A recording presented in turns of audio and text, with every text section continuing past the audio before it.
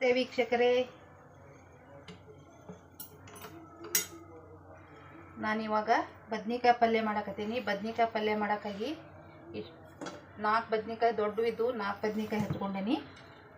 ಇಲ್ಲಿ ಉಳ್ಳಾಗಡ್ಡಿ, ಕರಿಬೇವು, ಕೊತ್ತಂಬರಿ, ಅಲ್ಲ ಬೆಳ್ಳುಳ್ಳಿ ಪೇಸ್ಟು, ಟೊಮೆಟೊ ಹಣ್ಣು ಇವನ್ನ ನಾನು ಹೆಚ್ಚಿಟ್ಕೊಂಡೇನಿ. ಇಲ್ಲಿ ಬಾಳಿಗೆ ಇಟ್ಕೊಂಡೇನಿ.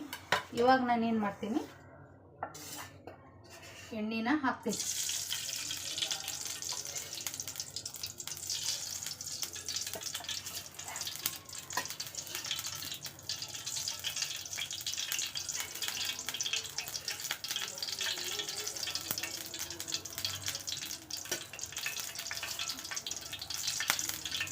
ಒಂದು 3 ಚಮಚದಷ್ಟು ನಾನು ಇವಾಗ ಎಣ್ಣೆಯನ್ನು ಹಾಕಿದೆ. ಅರ್ಧ ಟೀ ಸ್ಪೂನ್ ಸಾಸಿವೆ, ಜೀರಿಗೆ, ಅರ್ಧ ಟೀ ಸ್ಪೂನು ಜೀರಿಗೆ ಹಾಕ್ತೀನಿ. 1 ಎಳೆ ಕರಿಬೇವು,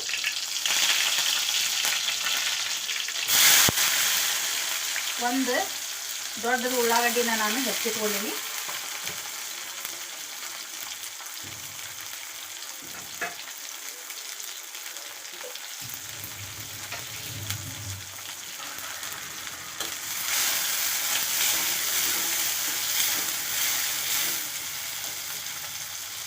ಅಲ್ಲ ಬೆಳ್ಳುಳ್ಳಿ ಪೇಸ್ಟು, 1 ಟೊಮೆಟೊ ಹಣ್ಣು,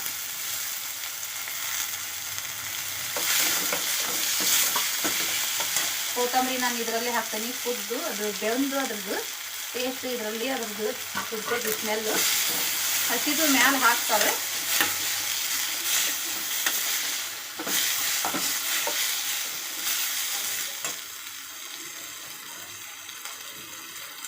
ರುಚಿಗೆ ತಕ್ಕಷ್ಟು ಉಪ್ಪನ್ನು ನಾನು ಹಾಕ್ತೀನಿ.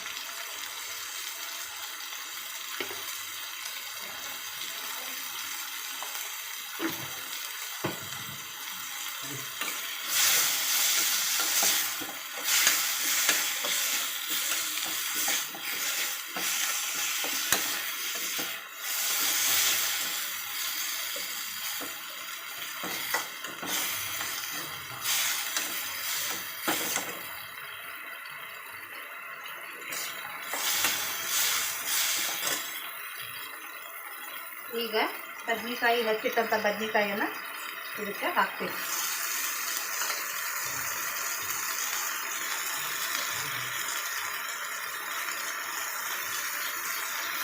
ಇವಾಗ ಏನು ಮಾಡ್ತೀನಿ ಅಂದರೆ, ಇದರಲ್ಲಿನೂ ಸ್ವಲ್ಪ ಹೊತ್ತು ಈ ಬದ್ನಿಕಾಯನ್ನು ಬೇಯಿಸ್ತೀನಿ.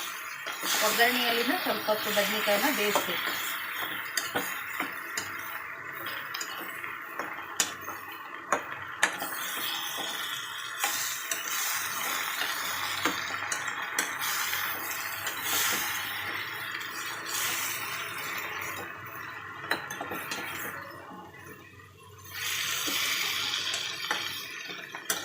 ಎಲ್ರಿಗೂ ಹೊಸ ವರ್ಷದ ಶುಭಾಶಯಗಳು.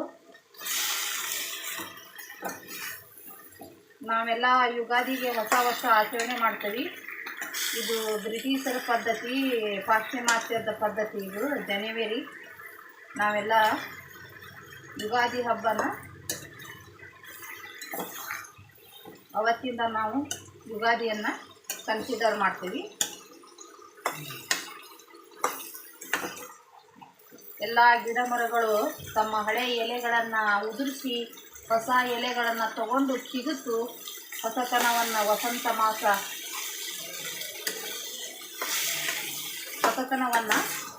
ತೋರಿಸ್ತವೆ. ಅದಕ್ಕೆ ನಮ್ಮ ಸಂಪ್ರದಾಯದ ಪ್ರಕಾರ, ಹಿಂದೂ ಸಂಪ್ರದಾಯದ ಪ್ರಕಾರ ನಾವು ಏನು ಮಾಡ್ತೀವಿ, ಯುಗಾದಿ ಹಬ್ಬದ ಒಂದು ಹೊಸ ವರ್ಷನ ಆಚರಣೆ ಮಾಡ್ತೀವಿ. ನಾವು ಜನವರಿ 1 ಹೊಸ ವರ್ಷ ಅಂತ ಕನ್ಸಿಡರ್ ಮಾಡೋಂಗಿಲ್ಲ. ಪಾಶ್ಚಿಮಾತ್ಯರ ಸಂಸ್ಕೃತಿ ಅದು.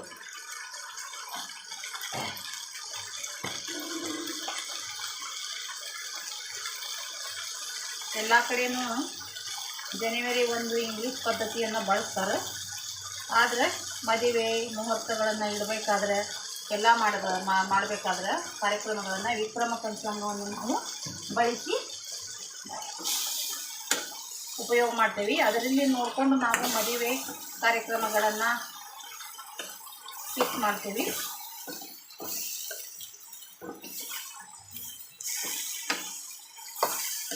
ಅರಿಶಿನ ಪುಡಿಯನ್ನು ಹಾಕಿದ್ದೀವಿ. ಇವಾಗ ನಾನು ಒಂದು ಅರ್ಧ ಟೀ ಸ್ಪೂನಷ್ಟು ಅರಿಶಿನ ಪುಡಿನ ಹಾಕಿದೆ.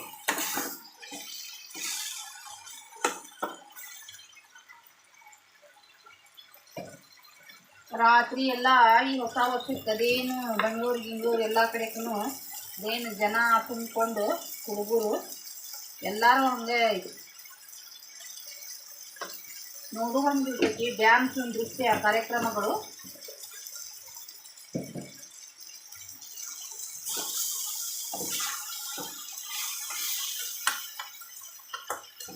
ನೋಡಿ ವೀಕ್ಷಕರೇ, 1 ಟೀ ಸ್ಪೂನಷ್ಟು ನಾನು ಖಾರ ಪುಡಿಯನ್ನು ಹಾಕಿದ್ದೀವಿ. ಇವಾಗ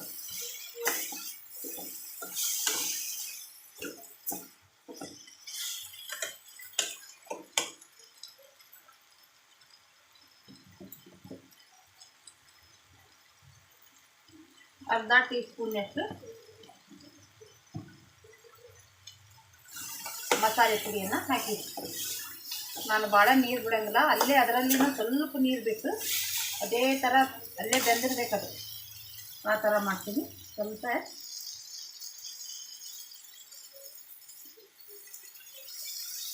ನೋಡಿ ವೀಕ್ಷಕರೇ, ಇಷ್ಟೇ ನೀರು ಬಿಡ್ತೀನಿ. ನೀರು ಬಿಟ್ಟು ಅಲ್ಲೇ ತಾನೇ ಬೆಂದ್ಕೋಬೇಕು.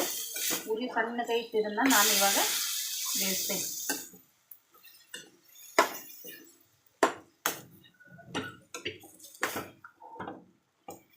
ನೋಡಿ ವೀಕ್ಷಕರೇ, ಬದ್ನಿಕಾಯಿ ಪಲ್ಯ ರೆಡಿ ಆಯಿತು. ಸಬ್ಸ್ಕ್ರೈಬ್ ಮಾಡಿ ವೀಕ್ಷಕರೇ.